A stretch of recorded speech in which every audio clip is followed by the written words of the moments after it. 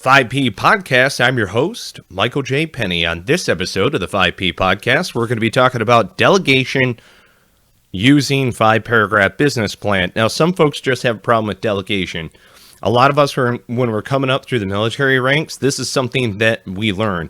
I think, honestly, out of any leadership topic or any leadership positive thing that we learn in the military, it is delegation.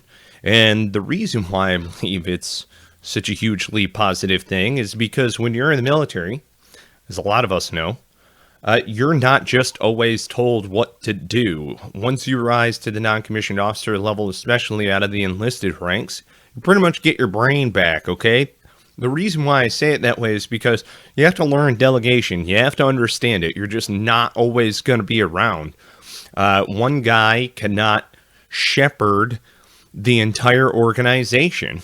And so, to quote Gary V, I was just watching a video of Gary Vaynerchuk earlier, and he's talking about trusting blindly.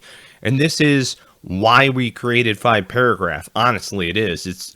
It's the only business plan for daily operations. The one and only. I laugh about this with entrepreneurial directors as I engage with them all across America, frankly. I was just over an NC State mentorship event that they had for the entrepreneurial development. And we were laughing about it because business plans are rarely reviewed. It's something where you dust it off and you go back through it, and some of us even are like, oh my God, I can't believe I wrote that. 5-paragraph business plan is a daily tool. It is something that you use throughout the entirety of your business. It goes from executive vision all the way on down, and we're going to talk about it in this episode. So delegation can be extraordinarily difficult for some leaders. It requires trusting people. 5-paragraph business plan makes things easier for leaders with delegation issues. The mission of this episode, you, the leader, the business leader, build an executive vision for your team to work with so leaders at every level know when they are running out of the boundaries set by executive leadership.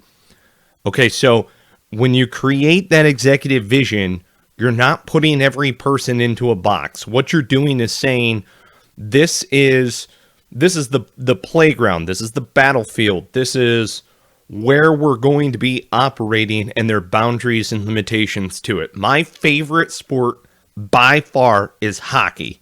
Hockey is a free-flowing, very fast-moving, tough game where people will lose teeth, and I love it. The boundaries are the glass. If you're a goalie, your boundary is in that crease, right? So there are boundaries and limitations based upon where we're going to be operating, kind of how we're going to be playing our game, right? So executive leadership, that's your job. You are illustrating the boundaries, the glass and board around your free-floating space that your team has the ability to operate against competition on. And it's a good thing. Setting those boundaries allows your leaders to be able to plan accordingly. The intention of this episode, 5-paragraph as a whole, our intent is on helping you delegate effectively. All right? Accountability matters. Accountability matters so much, it's insane. I have conversations with people from the medical health profession, from manufacturing and agriculture, and the biggest issue that they have is maintaining accountability. And really what it boils down to is giving people enough rope to hang themselves with. That's all that it is. You're allowing them, you're giving them those boundaries, but you're allowing them to go out and execute, and you are pleasantly surprised by what comes out. You know, we don't tell you how to do things. We tell you what needs to be done.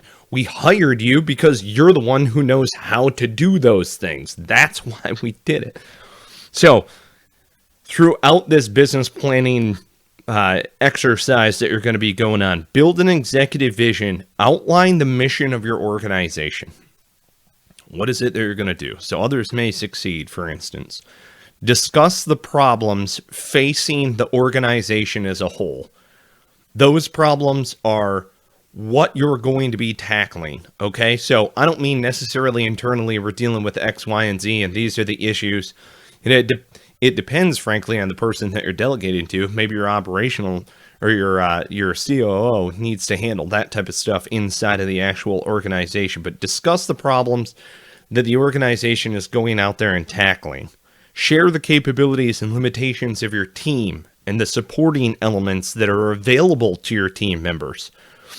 Outline the seasonal effects on the organization and your team. Some of you might be saying, well, I don't have seasonal effects in my business. You might want to check your research again. Every single business in existence, every organization in existence deals with seasonal effects. You're never going to be able to master Mother Nature, and she can throw you a curveball. Let me tell you what. Lay out the timeline for how things are going to occur. And it's just a big boulder timeline, as we say, right? You're just kind of putting in, all right, I want these big things to happen, not all the way down into the minutia of stuff. That's for your leaders who you're delegating to be able to back brief you on. So you lay out that timeline, and then you describe the space where your team is able to work and where the organization desires to work in. These are the boundaries again, right?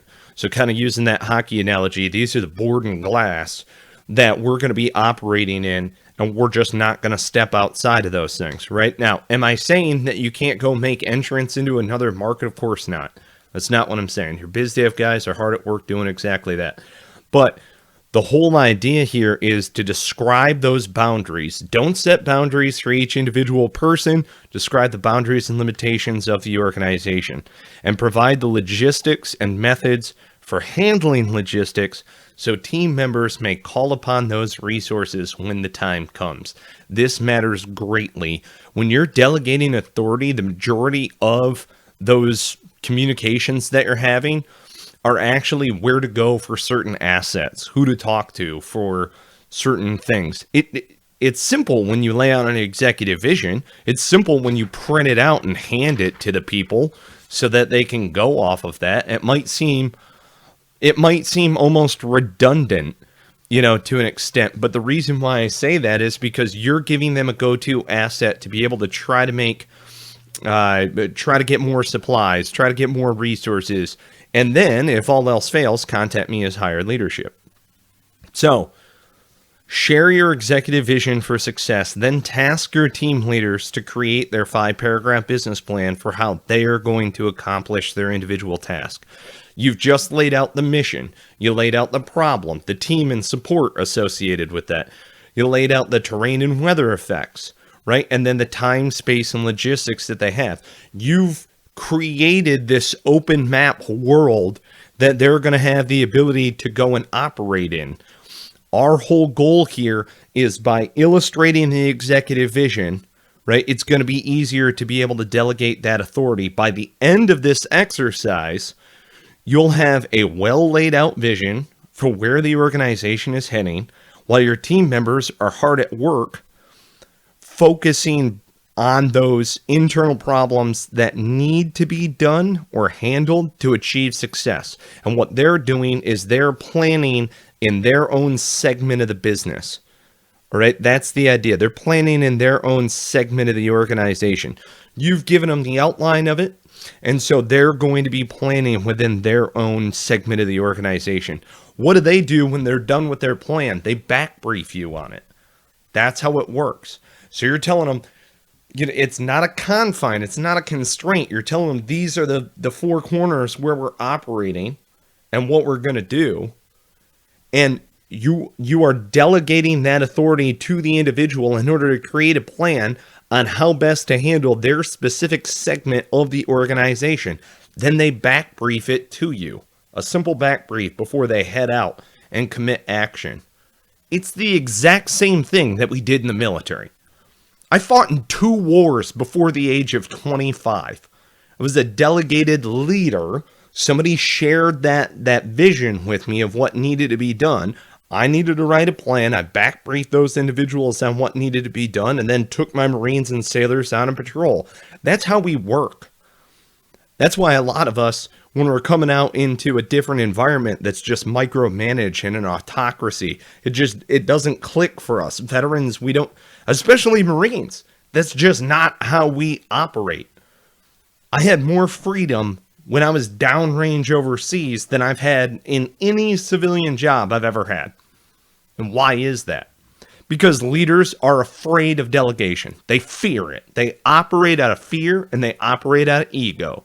And if you can separate yourself from those things and you can trust those individuals blindly, as Gary was talking about on his recent video, if you can trust those individuals blindly and give them enough rope to hang themselves with, you're going to be surprised by the results. Those micro failures will occur along the way, but it's going to culminate in a greater success. Because what you're doing is you're bringing up, it's servant leadership. You're allowing your people to operate. That's why you hired them. You didn't hire them to be robots. You hired them so that they can go out and operate. They like your mission. You're a great leader. You focus on the nouns. Great people working in great places and provided the right things in order to go and achieve mission success. 5 paragraphs all about it. This is the only business plan that you will use every single day. All right, you create an executive vision and outline for success of what you would like to do. Your people are using the 5 paragraph plan to back brief you on what needs to be done, and then they go and commit action. Does it need to be a whole book worth of a plan? No, that's why on page 43, right here in the book, we talk about the fragmentary order. I'm sitting here right now with a fragmentary order in front of me. Each one of these episodes is done on a fragmentary order. And why is that? Because it's a plan for action. It is a call to action. It is a briefing to the team to go out and commit action. There's no other business plan in the entire world like it. I guarantee it. Look, right here, 42, 43. Okay, so this is your vision for success. This is what your subordinate leadership is going to wind up back briefing you on. Here's the fragmentary order. This thing is so simple and yet so powerful. We've seen a lot of organizations achieve success with this method. I'm dying to get into your organization to help you folks out. I really am. So as I wrap this up, I invite you to go and get the 5 paragraph business plan, the action-oriented business management tool for leader. For you as a leader out there, build the executive vision, you delegate your authority, and then they back brief you in 5 paragraph format. That's how it's done. That's how you're going to achieve success. Look, I get it. Not everybody is a business planning guru. That's why we created the tutorial episodes. They're all podcast based. You'll see them at tutorials.5paragraph.com. You've got the link in the show notes right here. Each tutorial episode corresponds with a section of the book, and guess what? They're all free. We give them to you. They're based in podcast format so that you can absorb this information very, very quickly, go out and achieve success. On top of it, if you need an additional assessment, if you need help with any of our advisors, schedule a call. I hope you get me. I really honestly do. I like engaging with every single customer that we've got at 5 paragraph. I want to make sure that you're achieving success using that which we provide. We come into your organization. We can train your folks, advise them through practical application of the business planning methodology, and then assist from afar. All right, that is our goal, to get you up and rolling on 5 paragraph business plan. You're going to see it, folks. You're going to see as you start outlining your executive vision, you're going to see how easy it is to delegate to your subordinate leaders. I know this for a fact. I guarantee that you're going to see how simple it is, how easy it is, how effective it is to delegate to your subordinate leaders. I saw it coming up in the military. A lot of us out of the other different branches have seen it. We've seen the effectiveness of it.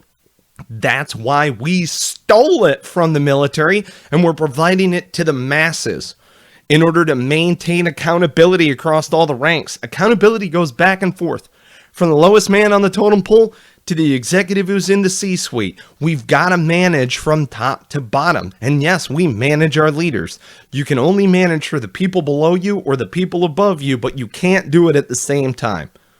So again, in wrapping this up, you lay out your executive vision for what needs to get done. Your people back brief you using 5 paragraph, exact same method, for how they're going to handle their slice of the mission. Each one of your leaders do this, and then they go and commit action.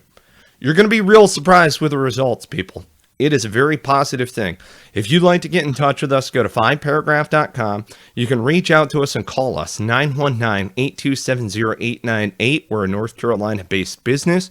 If you'd rather contact us via email, it's just contact@5paragraph.com. Contact@5paragraph.com. Go ahead, go to 5paragraph.com, click on assessment right now. If you would like us to come in and train you, the individual, train all of your leaders that are in your organization, that's what we're here for. We will go through training in auditory, visual, and kinesthetic learning, so that way your people absorb it. We're going to go through practical application, so that way you can start to see how the mechanisms turn, and then a guided discussion in order to bring together the group so that you all can achieve success using 5paragraph. It is very simple, it is highly effective, and it's how you are going to succeed. Plan, act, debrief, report, review. Plan, act, debrief, report, review. You're gathering intelligence and constantly reiterating as you're going through this exercise. It works. It works. Get at us. Go to 5paragraph.com. Check out all that we have to offer. Get on a call with one of us. I sincerely hope that you get me, Michael J. Penny, the founder of 5paragraph.com. I look forward to hearing from you soon. Until then, take care and be well.